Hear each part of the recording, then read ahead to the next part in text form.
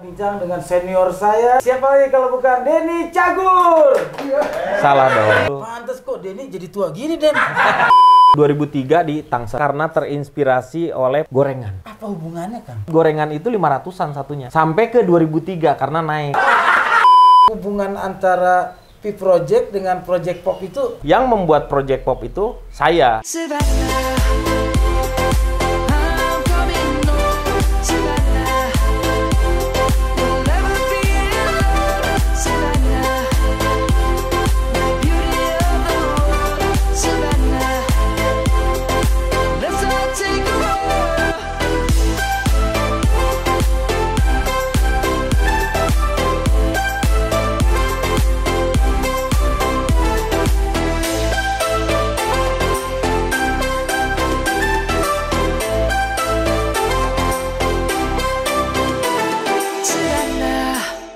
Assalamualaikum warahmatullahi wabarakatuh.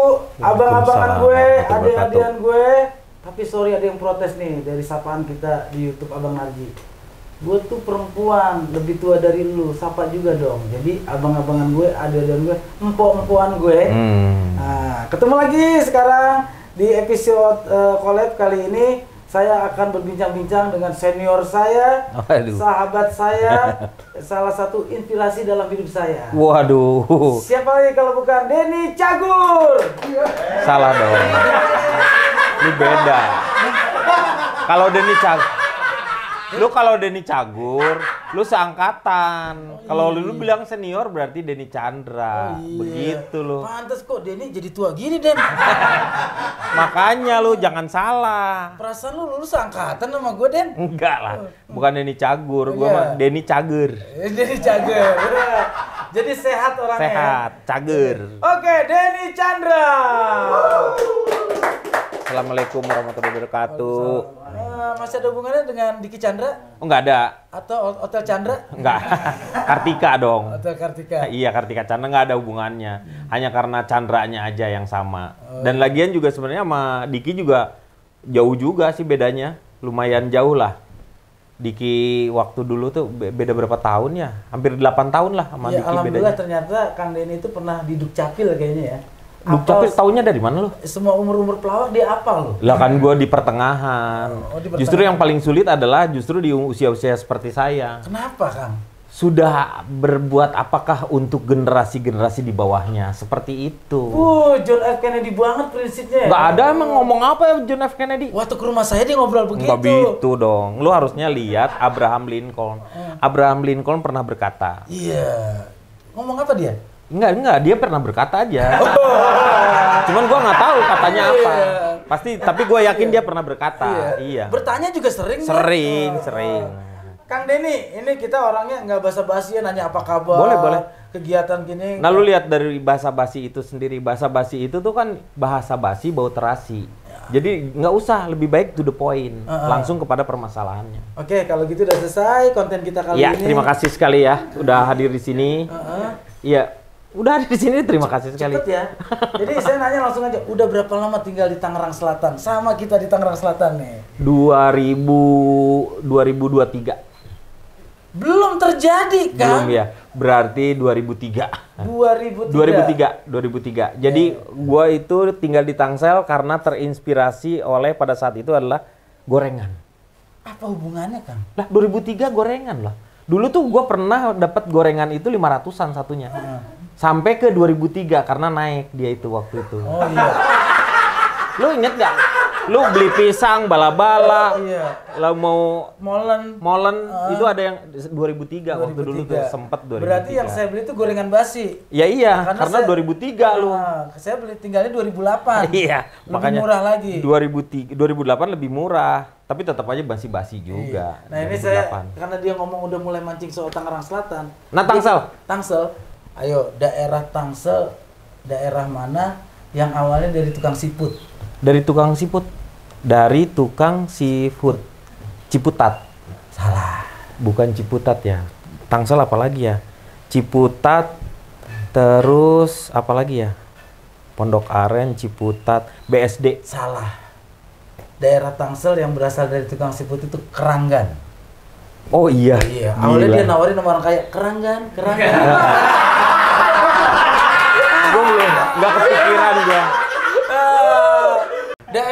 Tangsel mana yang warganya ikut KB semua? Ikut KB. Aduh, di mana ya? Tar dulu ya. Tangsel itu BSD Karawaci udah enggak. Masuk ke Banten, Karawaci, sebelah sana BSD ada. Nggak tahu? Nggak tahu, gue nyerah deh. Daerah BSD yang warganya ikut KB semua itu Alam Sutra. Alam Sutra. Karena dia pakai sutra, sebelahnya Alam Durek. Lu tahu Alam Sutra itu tempat tinggalnya wali kota Tangsel itu tinggalnya di Alam Sutra. Iya, di klaster di belakang. Iya, Ibu Airin itu. Kenapa beruntungnya kita tinggal di sini adalah tidak pernah yang namanya kekeringan. Kalau di sini tuh di daerah Tangsel itu. Kenapa? Wali kotanya Airin terus. Jadi nggak akan pernah tandus. Oh iya. Karena Airin terus. Di Airin terus. Iya. Dan berikutnya juga kita bakal tersenyum terus wali kota yang terpilih berikutnya. Benar. Dan di sini tuh memang terkenal lebih ke apa namanya menghormati yang namanya sosok seorang ayah. Jadi patrilineal kalau di sini tuh. Taunya dari mana, Kang? Lah, Bintaro. Oh iya ya. Dari namanya Bintaro. Iya, berarti laki-laki. Laki-laki itu. Kalau cewek kan Binti Taro. Makanya disebutlah Bintaro karena memang menghargai yang laki-laki. Oh, benar begitu. juga ya. Apa juga? Nggak kepikiran kan lo? Nggak kepikiran. Sama, gue juga nggak kepikiran, baru kepikir barusan. Nih Kang, selama tinggal di Tangsel, pandangan Akang itu terhadap kota Tangerang Selatan itu kayak apa, Kang? Sebenarnya kemajuannya lumayan ya, karena apa? Daya dukungnya luar biasa. Cuman yang jadi permasalahan adalah seharusnya pengusaha-pengusaha di sini juga berkembang. Karena selama ini kalau saya lihat lebih banyak orang-orang Tangsel itu bekerja di Jakarta. Jadi beban Jakartanya jadi DKI-nya jadi lebih ini. Tetapi kalau kita misalnya bisa membuat bahwa ini kan sebagai kota penyangga yang harusnya juga menjadi bukan hanya jadi penyangga, tetapi kita harus juga mampu sebenarnya mandiri. Itu yang diharapkan dengan banyaknya pengusaha-pengusaha dan juga para entrepreneur untuk membuat usaha-usaha lain sehingga masyarakat di sana menjadi lebih sejahtera. Tapi Tangsel itu nggak bakal bisa jadi mandiri, Kang. Nggak bisa, karena di sini masih banyak ada BNI, ada BRI, makanya nggak bisa. Sama seperti kalau orang kena COVID, tergantung tabungannya di mana. Kalau tabungannya mandiri ya dia isolasi mandiri, tapi kalau dia tabungannya di BNI ya isolasi BNI, begitu. Benar-benar juga ya. Iya. Ini saya seneng nih sama orang kayak begini ya. Lama-lama kita pintar tapi terjerumus dalam kebodohan. Gitu. Lo justru dari kebodohan itu sendiri kita bisa belajar sebenarnya. Untuk menjadi pintar itu kita harus lebih tahu bahwa kita berpura-pura bodoh lebih baik dibanding dengan berpura-pura pintar. Nah. Makanya saya juga paling senang itu justru bergaul dengan orang bodoh. Nah, makanya itu. saya kumpul sebenarnya orang bodoh sebenarnya. Ngikut saya aja udah bodoh kan? Enggak lah. Karena dia yakin bahwa lu itu bisa membawa mereka dalam sebuah kesejahteraan. Paling tidak lu jadi imamnya mereka gitu bersama-sama. Dari omongan lu yang benar, misalnya seperti itu, cara hidup lu yang acak-acakan, itu tuh memberikan inspirasi bahwa lu tuh hancur banget gitu. Kan saya punya sejarah katanya Kang Denny ini hampir menjadi keluarganya Bu Airin. Loh?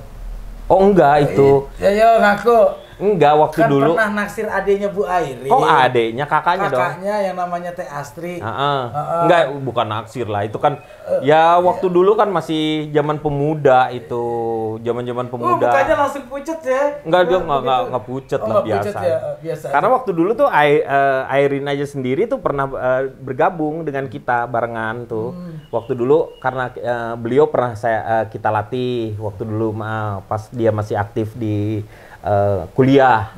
Jadi Padiangan itu waktu dulu kita masih Padiangan itu pernah ngelatihnya beliau, terus studio beliau. Dan salah satunya Airin ini memang pernah jadi mojang di Bandung itu. Iya, seperti itu. Jadi memang beliau itu di Bandungnya sendiri juga udah moncer, selain pinter, juga cantik, baik hati, luar biasa lah. Sayang sekali saya muji-muji tetapi beliau udah mau berakhir ya.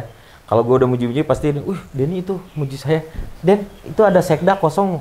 Gue jadi sekda. Enak banget gue sebenarnya. Bisa ikut saya juga jadi sekda ntar. Sekda apaan tuh? Sekretaris dadakan nulisin gituan tuh. Itu emang awal konsepnya Padiangan itu dulu. Kita kan Padiangan juga orang udah pada tahu ya kalau Padiangan itu berasal dari kata Pajajaran sama dan Parahyangan. Itu emang unit kegiatan atau gimana Oh sih? bukan, itu sebenarnya kayak ekstrakurikuler dari luar kampus saja. Kita bersama-sama membuat sebuah grup seperti itu untuk menangkap aspirasi dari orang-orang yang punya nilai seni, terutama ya seni apapun juga sebenarnya. Tetapi waktu dulu tuh Padiangan memang KMB, jadi komedi musikal. Dia lebih komedi musikal atau kabaret yang terkenal kalau di orang-orang tuh operet atau kabaret lah. Kita bermain dengan musik di latar belakangnya, tetapi kita tidak nyanyi sendiri, bukan opera. Jadi seperti itu. Kita mengambil potongan-potongan lagu. Waktu dulu zaman edit masih ini, jadi pakai kaset tuh. Seperti itu. Nah, waktu dulu kita punya Kang Tommy. Kang Tommy itu adalah sutradaranya yang membuat seperti apa? Menjalur. Menurut saya dia adalah orang yang jenius yang membuat seperti itu, dan dia juga guru-gurunya. Kita walaupun di terakhir-terakhir kita harus berpisah karena beda pandangan lah ke sananya, karena beliau memang ahlinya dalam kabaret, sementara teman-teman yang lain ini, saya sebenarnya Pi Project itu sendiri dengan Project Pop itu sendiri, dia punya talenta yang lain yang sebenarnya mereka bisa bernyanyi juga gitu, yang seperti itu. Itu yang tidak tertampung oleh di Padiangan. Itu yang menjadikan kita melepaskan diri untuk mengembangkan lebih banyak lagi di dunia komedi. Makanya si Pi Project sama Project Pop itu kita cita-citanya adalah komedi untuk di semua media. Jadi panggung, misalnya panggungnya kita kabaret. Untuk rekaman kaset, kita bikin kaset. Terus untuk radionya kita bikin sandiwara radio tuh sampai di Jawa Barat tuh pernah kita buat seperti itu. Televisi juga kita buat, terus film juga kita buat, Kejar Jakarta, sampai ke komik. Kita bikin komik. Komik itu yang buat si PD Baik tuh, yang ngegambarnya. Terus yang belum kecapean itu adalah komedi by phone waktu dulu. Komedi by phone itu maksudnya dulu konsepnya waktu itu masih pakai telepon rumah atau udah telepon rumah? Telepon rumah. Masih telepon rumah karena kan handphone belum terlalu populer itu waktu konsepnya itu. Itu gimana, Kang? Jadi dia telepon ke nomor sekian itu nanti ada kodenya. Misalnya kalau misalnya nomor telepon 02144578 gitu ya. Terus ada kode belakangnya itu dikasih. Nah, dia akan tersambung dengan nanti ada daftarnya tuh. Misalnya dia kalau misalnya dia mau telepon ke Isur, dia nelfon ke Ju atau nelfon ke Daan gitu, atau enggak ke saya. Nah, itu ada nomor-nomornya sendiri gitu. Nah, sekarang sendiri tapi ribet ternyata providernya. Lebih canggih begini apa nggak lebih mudah, Kang? Sebenarnya lebih mudah, tapi tetap aja untuk untuk ininya kerjasamanya dengan providernya sendiri masih tetap ribet.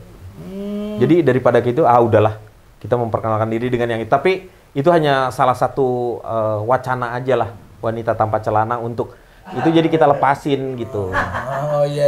Udahlah, yang penting yang ini udah tercapai semuanya, udah ke. Hubungan antara Pi Project dengan Project Pop itu apa, Kang? Junior. Jadi konsepnya mau dibedain atau enggak tuh antara? Dibedain, gini. Jadi Project Pop itu sebenarnya yang membuat Project Pop itu saya sebenarnya. Jadi nggak ada tuh yang mengklaim kalau misalnya Project Pop itu siapa yang buat. Saya yang buat itu Project Pop. Karena waktu dulu si Pi Project itu banyak sekali orang-orang yang nggak tahu bahwa parodi itu adalah seni. Terus banyak dicap, gampang lu mah tinggal ngerubah sair-sair seperti itu aja gitu. Akhirnya saya harus membuktikan bahwa kita juga bisa membuat lagu sendiri dengan tetap komedi. Akhirnya pada saat itu karena saya lagi masih bagus di Pi Project-nya itu, pokoknya udah di 2 album itu masih bagus penjualannya seperti itu, saya minta ke Musika untuk juga merilis adik-adik saya. Nah, saya buatlah adik-adik saya tuh satu karena banyak nih teman-teman di bawah aku tuh, bukan hanya mereka yang sekarang Project Pop aja, tetapi ada yang lainnya juga, tetapi saya harus seleksi. Jadi saya tidak mau terpengaruh dengan ini, saya maunya membuat memang benar-benar mereka yang mempunyai talenta yang lebih seperti itu. Nah, terpilihlah mereka sama saya ini nih, ini. Tika, Ujo, Yosi, terus almarhum Oon, Gugum, Odi, kayak gitu. Itu yang saya buat, saya yakin dengan mereka seperti itu. Awalnya saya hanya menciptakan mereka, membuat mereka seperti itu. Setelah itu yang membesarkan bukan saya. Oh, itu ada. Akang itu cuma jadi bidan ya? Saya bidannya aja. Saya melahirkan itu, setelah itu yang membesarkan itu ada Isur, ada Daan. Karena Isur juga lagu-lagunya beberapa masuk di mereka semua. Terus Daan yang membuat jadi produser Kang untuk. Dili sendiri bikin lagu nggak di album? Nggak ada, aku sih cuma melahirkan mereka karena saya yakin seperti itu untuk membuktikan kepada masyarakat bahwa kita juga bisa membuat lagu sendiri dengan cara komedi. Nih kalau menurut Kang Denny, dari sekian banyak lagu yang Kang Denny bikin untuk diplesetkan pada situ, plesetan parodi, menurutnya yang paling bikin puas yang mana, Kang? Sebenarnya hampir semua puas, karena itu bukan hasil Maksudnya kerja. yang paling berkesan lah, paling Gini, beda ininya ya, beda lagu-lagu. Jadi kita pernah membuat ada 5 lagu, 7 lagu yang terpopuler yang paling kena di hati kita yang pertama-tama. Ini yang sebenarnya tergantung satu, ketika saya membuat syairnya, saya tuh jadi ininya lah, tim kreatifnya lah. bukan tim kreatif ya, namanya tuh kalau misalnya QC. Jadi yang membuat syair itu kita barengan. Ini nanti cuman yang nunjukin tema-temanya saya. Kebanyakan ya, maksudnya hampir 75% lah saya yang buat temanya tuh. Ini temanya ini ya, ini temanya ini ya, gitu. Nah, teman-teman yang lain yang dukung tuh. Waktu itu yang saya paling puas soalnya nonton yang Piala Dunia. Nah, itu soalnya saya lihat yang Piala Dunia yang ini yang waktu masih saya jadi Ricky Marmot ya waktu dulu. Iya, terusnya juga ada yang ini yang si buta tapi nonton di stadion, nonton bola. Nah, itu Iya itu ya. keren banget tuh video klipnya menurut saya tuh. Itu emang kalau video klipnya juga dibuat selucu mungkin. Karena waktu dulu tuh tontonan salah satu hiburannya memang dari video klipnya itu. Tapi kalau yang paling berkesan juga sebenarnya masih ingat nggak? Masih. Sejak zamannya. Itu bukan. Oh, itu bukan ya? Itu kalau yang Piala Dunia yang Ricky Martin. Oh iya. Kalau itu Color Me Bad. Color Me Bad itu semenjak zamannya Maladi hingga zaman Roni Patinasarani. Itu salah satunya. Ji, kalau misalnya ngelihat apa yang kita buat itu sampai 3 lagu ya. Satu lagu Piala Dunia tuh, lagunya lagu bola.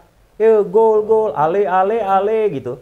Terus yang pertama tuh Close to Heaven itu, Cop dan Hayden.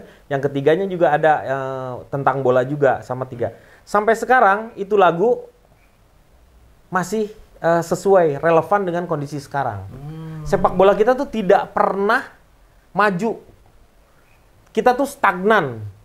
Karena bangsa Indonesia tidak mau memproses membuat sesuatu prestasi itu dibuat dari dirinya sendiri. Jadi dia butuh bantuan orang lain untuk berprestasi. Selama saya kenal Kang Denny, kayaknya Kang Denny orang yang nggak pernah ikut main bola deh. Dulu sama pelawak-pelawak.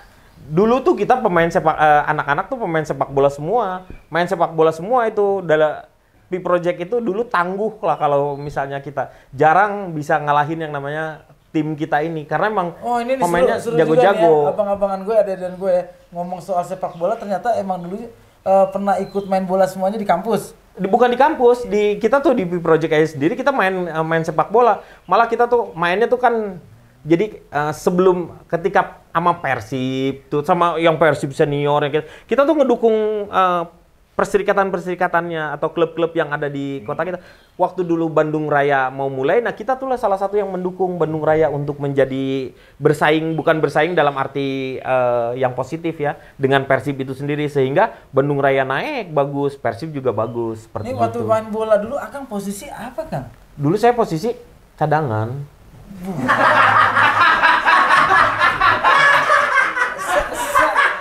Ini yang saya paling suka ya. Konsep sepak bola nasional. Nah, tapi lu jangan lihat sepak bola lokal, tapi pandangan dari sudut seorang cadangan gitu kan. Nah, lu jangan lihat dulu waktu itu awalnya gue cadangan. Setelah itu akhirnya gue jadi cadangan.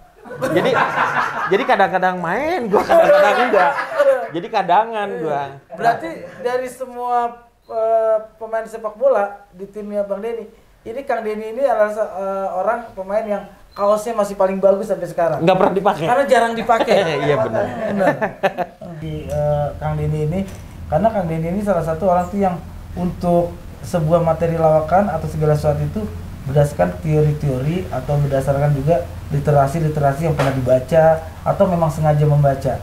Nah itu contohnya itu yang penting loh. Itu paling penting memang. Emang lu ngelawak nggak boleh sembarangan. Iya. Kita harus survei dulu. Nah ini tips nih, kasih tahu nih adik-adik yang mungkin pengen terjun di dunia komedi nih Kang. Pengen ngelawak itu survei dulu kayak gimana maksudnya Kang? Gini, kalau ngelawak itu kita harus belajar.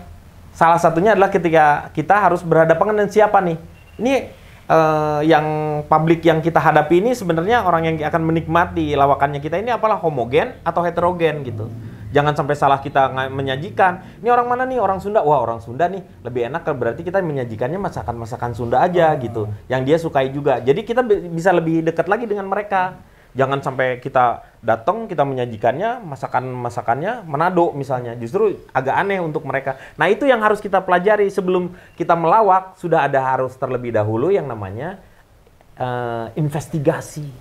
Untuk ngelihat dulu ini siapa nih, homogen yang seperti apa. Jadi kadang-kadang kita masuk ke bank aja, pimpinannya siapa nih, tanggal lahirnya kita tahu, keluarnya dari mana, sekolahnya di mana. Itu bisa menjadi bahan lawakan. Nah, dari situlah kita mengolah.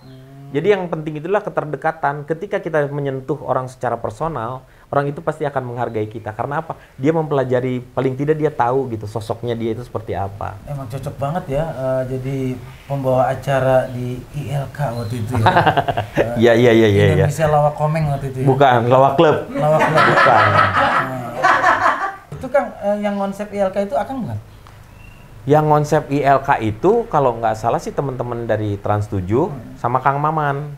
Tetapi sebelumnya itu 3 bulan sebelumnya saya sudah buat di Indosiar waktu dulu tuh buat pilotnya Indonesia Liars Club waktu dulu tuh. Jadi orangnya ngebohong aja tuh. Liars. Tapi karena terlalu lama 3 bulan, terus kok nggak ada ini mau jadi atau enggaknya, akhirnya saya ditawarin di sana. Pas jadi kejadian waktu pas saya masuk di ILK aja sendiri tuh, teman-teman Indosiar seolah-olah, wah ini ada yang ngebocorin nih. Disangkanya saya yang ngebocorin. Saya nggak tahu apa-apa. Saya di sana cuma justru saya ditawarin waktu sama ILK itu adalah jadi host, satu lagi jadi panelis. Tetapi begitu saya jadi hostnya, akhirnya Ucok deh yang jadi si produsernya pada saat itu. Udah aja Kang jadi host aja dua-duanya. Akhirnya saya jadi host dan alhamdulillah bisa berjalan lama lah seperti itu. Iya. Itu sendiri pernah ketemu nggak sama Bang Karni Ilyas? Belum pernah. Belum pernah, tapi Bang Karni itu pernah kita undang juga pada saat itu untuk pas lagi ada ulang tahunnya kita yang kedua. Kalau nggak salah kita mengundang Bang Karni, tapi Bang Karninya mungkin sibuk. Atau juga kan beliau orang yang penting juga, jadi agak sibuk lah dia. Iya, tapi keren banget tuh Kangnya acara itu, maksudnya itu adalah konsep peremajaan lah dari konsep komedi yang pernah saya lihat tuh itu. Ya, salah satunya mungkin gini, bahwa kalau kita ngelihat bahwa pelawak-pelawak itu memang harus lebih pintar daripada presiden. Kenapa? Ini yang seru nih kayaknya kalimat. Pelawak harus lebih pintar daripada presiden. Iya, betul. Itu karena itu bukan kata-kata saya, justru salah satu komedian terkenal, saya lupa namanya ya, orang Amerika, dia mengatakan seperti itu. Jadi dia harus tingkatnya lebih tinggi karena dia itu jadi kayak gini, kalau di pewayangan itu kayak Semar, si Cepot yang seperti itu. Kadang-kadang dia punakawan. Dia walaupun sebenarnya di wayangnya sendiri itu ya secara murninya di wayang itu nggak ada yang namanya punakawan itu. Hanya wali aja yang mengambilkan untuk pendekatan dengan untuk agama Islam kita tuh menjadi seorang punakawan itu untuk bisa kira-kira program-program seperti apa yang bisa kita sosialisasikan dengan jelas lagi kepada masyarakat seperti apa gitu. Berarti itu mereka harus jadi lebih pintar karena kalau misalnya seorang presiden dia akan berbicara mengenai program-programnya seperti ini gitu kan, kayak gitu. Nah, untuk memudahkan si bahasa tersebut dipakailah yang namanya para pelawak-pelawak tersebut. Berarti 2024 pilihlah presiden dari pelawak. Jangan dong, belum. Kayaknya kita belum punya figur dari pelawak itu yang punya paling tidak jiwa kepemimpinannya. Itu yang jadi permasalahannya sekarang ini. Karena butuh figur yang lebih sebenarnya wise ya, bijaksana. Karena kalau emang di mata Kang Denny belum ada pelawak sampai detik ini yang bijaksana. Kalau disebut bijaksana itu tergantung. Tetapi kan egoisnya pelawak-pelawak sendiri juga tinggi juga. Ini kan kita pelawak-pelawak itu kan terbagi-bagi juga, ada pelawak yang seniornya ada, junior itu di antara mereka sendiri. Kenapa makanya ada paski itu sebenarnya untuk membuat yang namanya komunikasi di antara para seniman komedi itu sendiri itu ada ada wadahnya.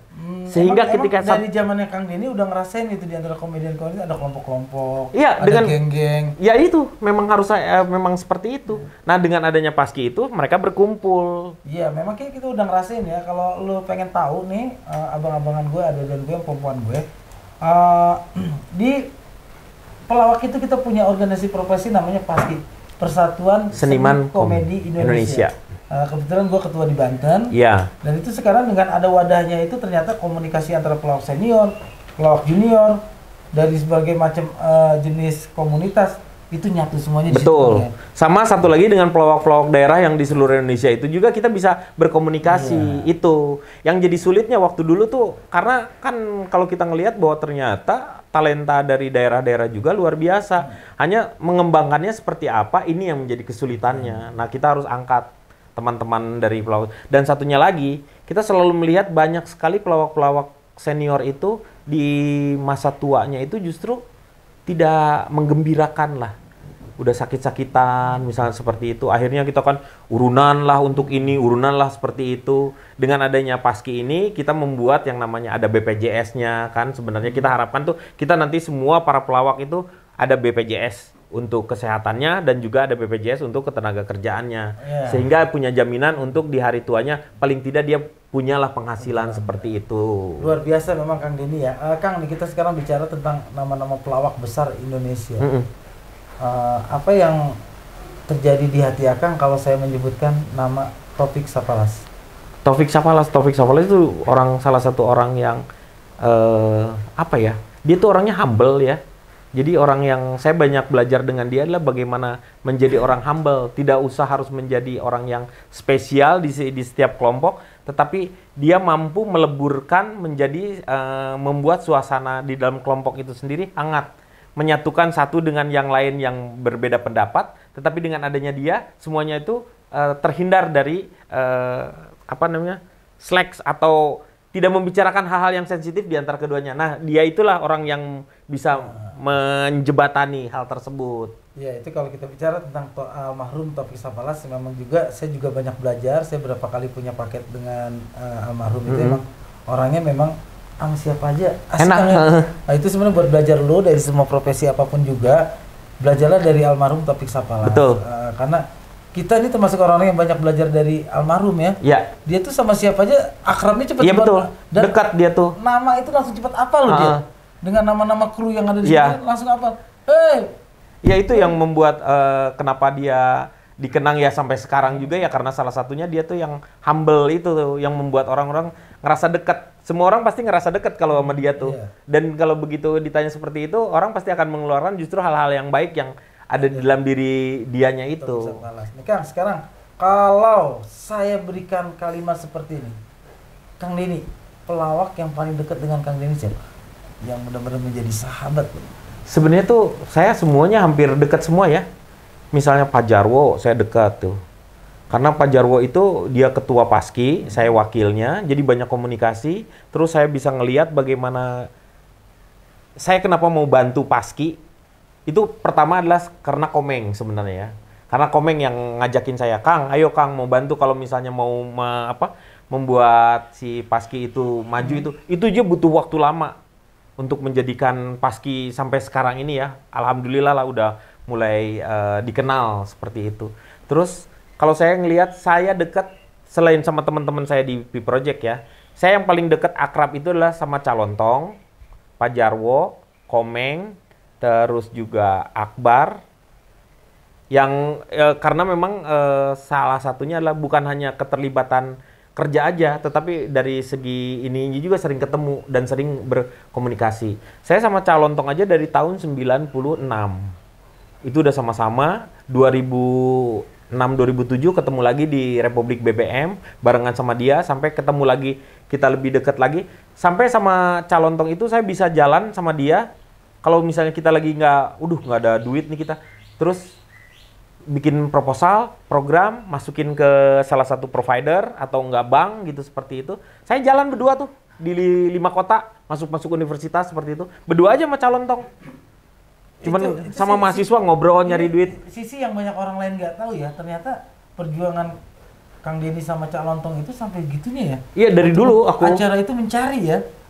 Ya harus kayak gitu, harus cari dulu supaya kita dapat. Ya sekarang kita kan yang namanya rezeki itu nggak kemana kata orang. Jadi kalau kita nggak kemana-mana, ya rezekinya juga nggak kemana. Nggak pernah ada tuh yang rezeki kita diem di rumah tiba-tiba ada yang ngetok.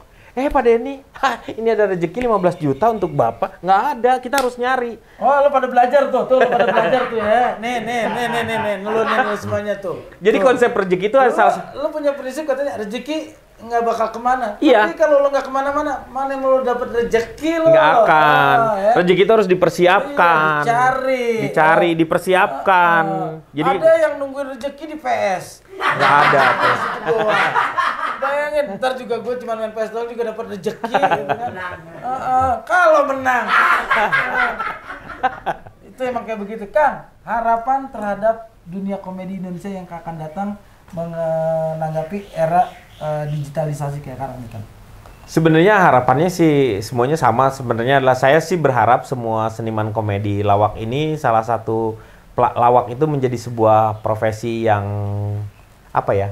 Bukan membanggakan sebenarnya ya. Salah satunya bukan hanya menjanjikan juga, tetapi paling tidak pelawak itu punya strata di dalam masyarakat itu sendiri. Jadi punya apa ya? Wibawa lah.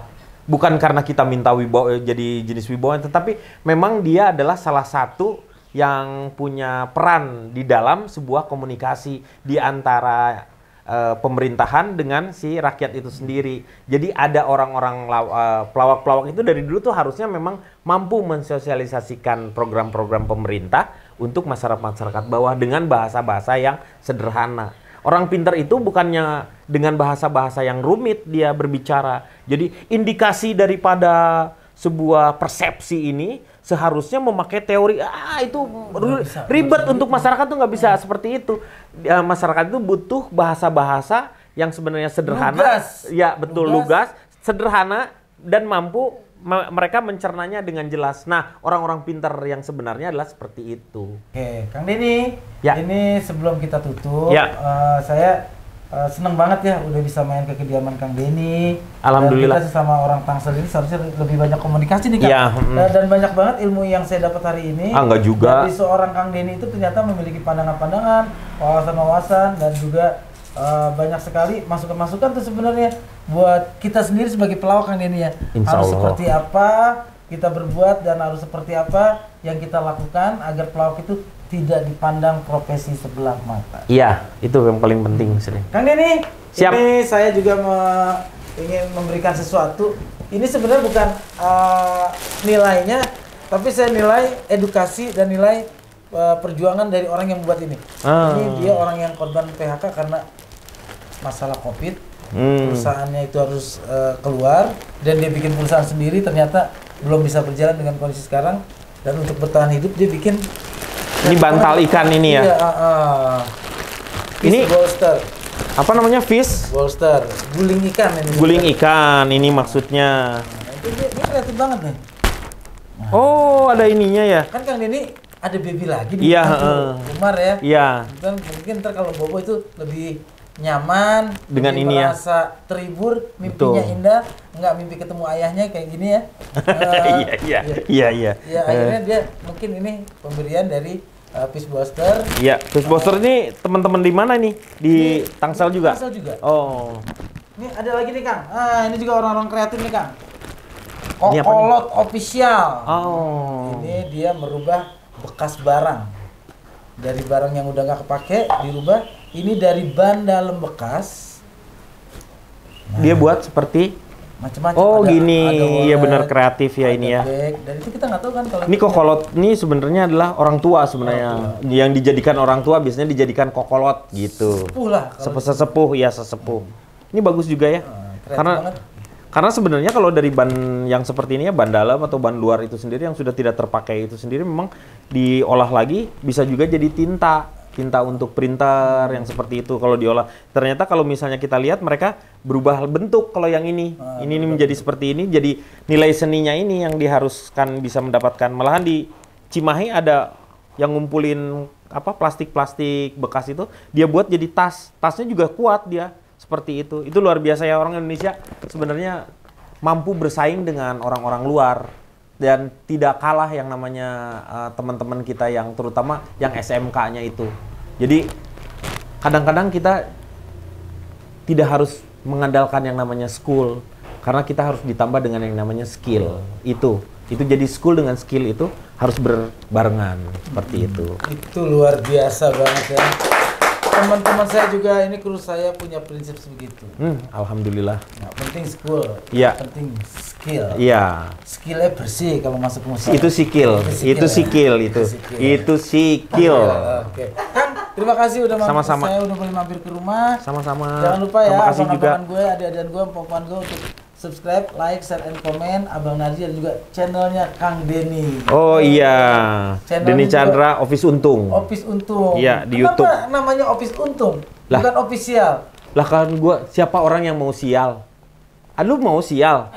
Iya. Official. Ya nggak, siapa yang mau sial? Semua pasti pengen untung. Jadi makanya gua rubah jadi Office Untung. Pantesan aja ya, host terkenal namanya Ari Untung. Nah, Bukan Ari Sial. bukan Ari Sial. Oke, terima kasih Kang Denny. Sama-sama, Ji. Sehat terus ya, Ji ya. Amin. Salam buat keluarga juga semuanya ya. Amin. Oke, Alhamdulillah. thank you semuanya.